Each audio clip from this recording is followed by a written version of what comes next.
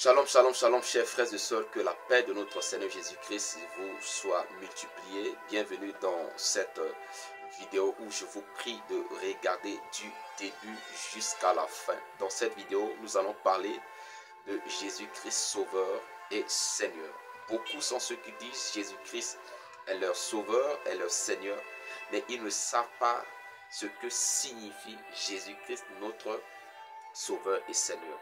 Donc c'est de la signification de Jésus-Christ, notre Sauveur et Seigneur, que nous allons parler dans cette vidéo. Alors, prions avant de continuer.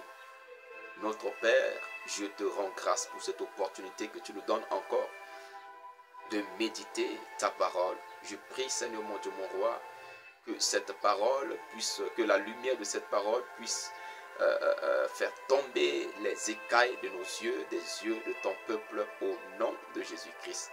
Que, Seigneur, la lumière, la puissance ou l'autorité de ta parole nous édifie et nous guérit de nos maladies spirituelles qui est souvent l'ignorance, et que toute la gloire te revienne. Au nom de Jésus-Christ, nous avons prié. Amen.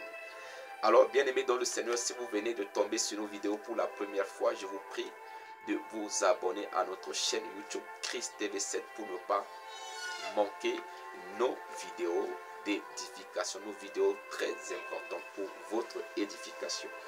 Alors, vous allez voir que beaucoup ils comprennent ce que signifie Jésus-Christ Sauveur, parce qu'il est celui qui sauve de condamnation du péché. Il est celui qui donne la vie éternelle. La Bible dit dans Jean 3, le chapitre 16, car Dieu a tant aimé le monde, il a donné son Fils, afin que quiconque croit en lui ne périsse point. Quiconque croit en Jésus ne va pas périr du feu de l'enfer. Donc Jésus est venu nous sauver du feu de l'enfer. Jésus est venu nous sauver de la condamnation éternelle. Vous pouvez voir déjà, mais dès sa naissance, il était déjà annoncé que celui-ci est le Sauveur. Quand les anges sont venus vers les bergers pour leur annoncer la naissance de Jésus dans Luc chapitre 2, le verset 11, les gens ont dit ceci au berger. Il dit, c'est aujourd'hui, oui, c'est qu'aujourd'hui, dans la ville de David, il vous est né un sauveur qui est le Christ, le Seigneur. Un sauveur qui est le Christ, le Seigneur. Donc, un sauveur parce qu'il nous sauve de la condamnation du péché. La Bible dit le salaire du péché, c'est la mort. La mort dont il est question, c'est la mort éternelle, c'est-à-dire l'enfer. Mais la foi en Jésus nous sauve de l'enfer pour le royaume de Dieu, qui est le paradis. Donc quand on parle de Jésus-Christ, notre sauveur, c'est parce que c'est lui qui nous a sauvés. Nous ne sommes pas sauvés par notre propre force. Nous sommes sauvés par la grâce de Dieu au moyen de la foi en Jésus-Christ. C'est-à-dire que s'il n'y a pas Jésus-Christ, il n'y a pas de salut. Personne ne peut être sauvé. Personne ne peut être sauvé s'il n'y a pas Jésus-Christ. Si les gens vous disent que vous pouvez être sauvé en faisant beaucoup de bien, ces personnes vous trompent. Ce n'est pas la vérité. C'est Jésus-Christ qui est le chemin, la vérité et la vie. C'est lui qui est le chemin qui mène à la vie éternelle. Et la vérité se trouve en lui. Donc il est le véritable sauveur. Il nous sauve de condamnation du péché. Il nous sauve des alliances maléfiques. Il nous sauve des liens ancestraux ou des liens maléfiques. Il nous sauve de la malédiction. Le salut se trouve en Jésus-Christ. Alléluia. Et là, beaucoup comprennent cela. Là, c'est facile à comprendre.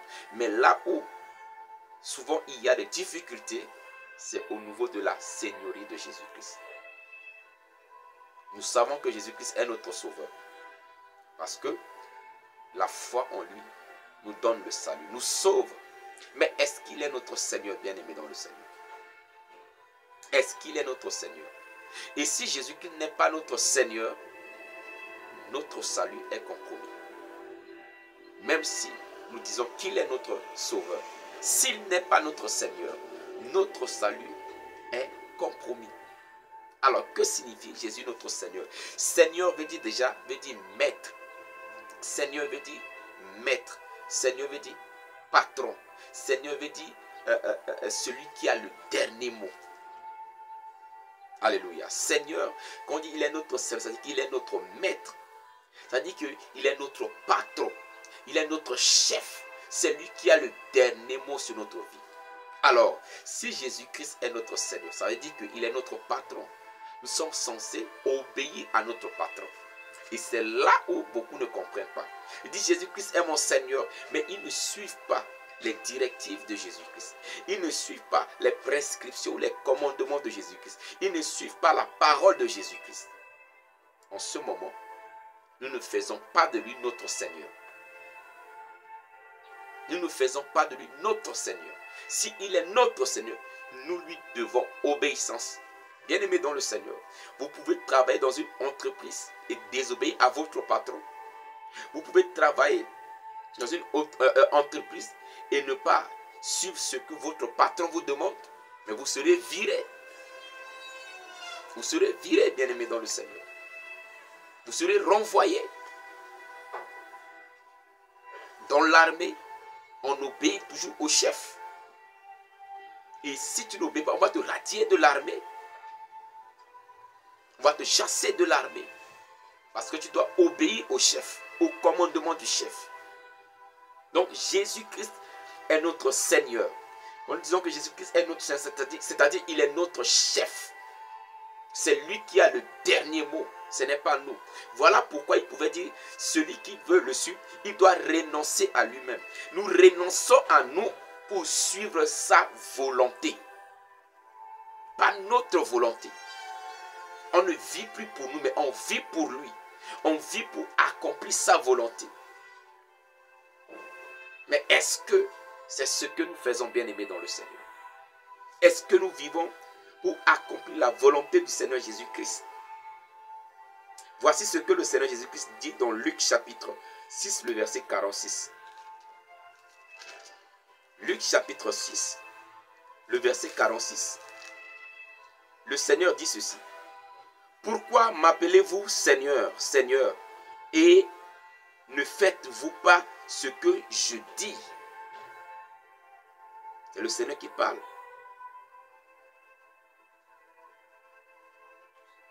Alléluia.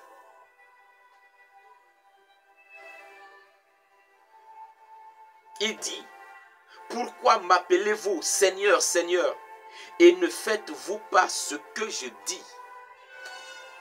Si nous disons que Jésus-Christ est notre Seigneur, nous sommes censés faire ce qu'il nous demande, ce que sa parole nous demande. Mais si nous ne faisons pas ce que sa parole nous demande, quoique nous croyons qu'il est notre Sauveur, bien-aimé, il n'est pas notre Seigneur. Et si Jésus n'est pas notre Seigneur, nous ne pouvons pas avoir la vie éternelle en lui. Parce que croire en Jésus, c'est lui obéir. La foi en Jésus nous oblige à lui obéir. Mais si nous ne sommes pas aptes à obéir au Seigneur, à suivre la parole du Seigneur, nous ne sommes pas dignes. Nous ne sommes pas dignes de lui. C'est pourquoi j'aime cette parole, parce que je récite ça beaucoup dans la plupart de mes vidéos. Jacques le chapitre 1, le verset 22 qui dit de mettre en parole, de mettre en pratique la parole du Seigneur. On ne doit pas nous borner à l'écouter en nous trompant par des faux raisonnements. Nous devons pratiquer la parole du Seigneur. S'il est notre Seigneur, nous devons pratiquer sa parole. Parce que Seigneur veut dire chef. Seigneur veut dire chef. S'il est notre chef, Seigneur veut dire patron. S'il est notre patron, Seigneur veut dire commandant. S'il est notre commandant, Seigneur veut dire que celui qui a le dernier mot, s'il a le dernier mot sur notre vie, nous lui devons soumission et obéissance. Et le Seigneur dit ici dans Luc chapitre 6, le verset 46, pourquoi m'appelez-vous Seigneur, Seigneur, et ne faites-vous pas ce que je dis? Alléluia. Si Jésus-Christ est notre Seigneur, nous devons suivre ses prescriptions. Voilà pourquoi il dit ceci dans Matthieu 28, le verset 19 à 20. Matthieu 28, le verset 19 à 20, le Seigneur Jésus dit ceci. Allez, faites de toutes les nations les disciples. Les disciples suivent un Seigneur. D'accord? Faites de toutes les nations les disciples. les baptisant au nom du Père, du Fils et du Saint-Esprit. Et enseignez-leur à observer tout ce que je vous ai prescrit.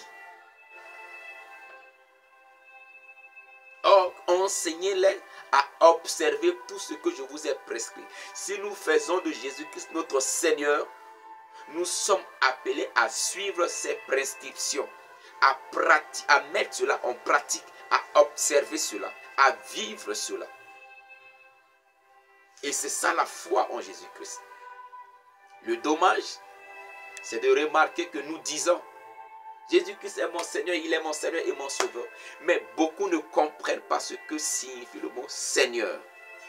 Et je l'ai déjà dit, Jésus-Christ, quand on dit Seigneur, Seigneur veut dire maître. Voilà pourquoi même Sarah a appelé qui? Il a appelé Abraham Seigneur. C'est-à-dire son chef. Et la Bible dit, l'homme est le chef de la femme. Donc Seigneur veut dire que celui qui est notre, quand nous appelons Seigneur, veut dire celui qui est notre chef. La seule différence est que quand nous parlons de Seigneur Jésus-Christ, le Seigneur est écrit avec grand S. Parce qu'il est le Seigneur des Seigneurs. Mais les autres, les chefs, nos patrons sur terre sont aussi des seigneurs. Mais ce sont des petits seigneurs. Voilà pourquoi on écrit le Seigneur là-bas avec petit S. Mais ce que nous devons retenir, Seigneur veut dire que le chef, le grand chef, celui qui a le dernier mot, c'est lui le patron, c'est lui le commandant. Mais est-ce qu'on peut être sous commandement de quelqu'un sans suivre? On peut être sous commandement de quelqu'un sans suivre ce qu'il nous ordonne. Nous ne sommes pas dignes de ce dernier. Alléluia. Donc, bien-aimés dans le Seigneur, comprenez ceci.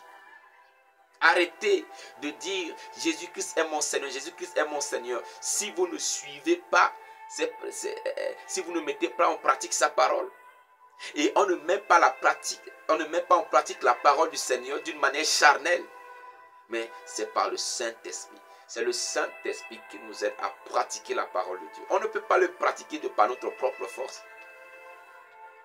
De par notre propre force, on ne peut pas. D'une manière charnelle, on ne peut pas.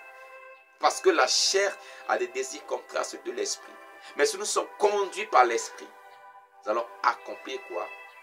La volonté du Seigneur. Alors, bien-aimés dans le Seigneur, ne disons pas seulement que Jésus-Christ est notre Seigneur dans la bouche, mais que notre vie reflète sa parole, que notre vie soit conforme à sa parole par l'aide du Saint-Esprit. C'est pourquoi nous devons toujours prier le Saint-Esprit, afin qu'il nous aide à dominer sur les désirs de la chair, qui nous pousse à faire des choses qui ne glorifient pas le Seigneur, des choses qui n'honorent pas le Seigneur. Que le Saint-Esprit nous aide à dominer sur la chair et ses désirs. Que le Saint-Esprit nous aide à dominer sur les passions de la chair. Que le Saint-Esprit nous aide à marcher selon l'Esprit. Ainsi, nous reflétons le Seigneur. Ainsi, nous sommes dignes d'être ses disciples. Ainsi, nous faisons la volonté du Seigneur. Ou encore nous ferons la volonté du Seigneur. Alors, bien-aimés dans le Seigneur, voici ce que j'ai voulu partager avec vous aujourd'hui pour que vous compreniez. Parce que beaucoup le disent, mais ne comprennent pas ce qu'ils disent. Beaucoup le disent, mais ne comprennent pas du tout ce qu'ils disent. Jésus-Christ Seigneur, quand on dit qu'il est Seigneur, c'est-à-dire qu'il est notre chef, qu'il est notre maître, qu'il est au-dessus de tout. C'est lui qui a le dernier mot et non nous. Et quand nous venons à lui, nous devons suivre sa parole, nous devons suivre sa volonté. Ma prière est que le Saint-Esprit nous aide.